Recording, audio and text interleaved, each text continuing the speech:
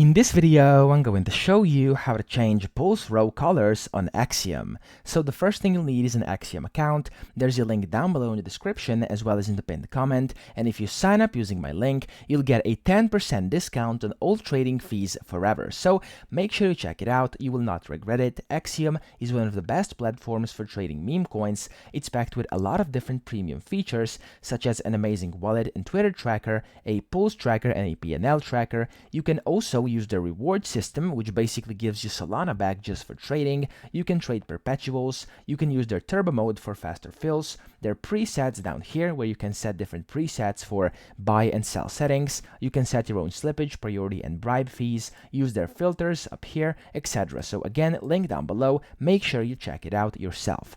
Now, to actually change the pulse row colors, this has been the new update. You want to switch the pulse up here and then click on display. And over here, you can first go to metrics, where you can set different colors for different amounts of market cap, volume, and holders by clicking on this button over here and just selecting one of the colors. And if you want to go back to default, you can click over here.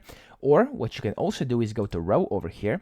You can switch to color row and back to normal row if you want that as well. And you can also change different protocol row colors. So you can click on one of the protocols and just change the row color. And then, of course, you can do this for every single one of these. And if you want it back to default, hover over one of them and click on this reset to default button. So that's pretty much all you can do to change the pulse row colors, but it can get, of course, very useful. So that's pretty much it. I hope this video helped you out. If it did, please subscribe to the channel and help me out as well.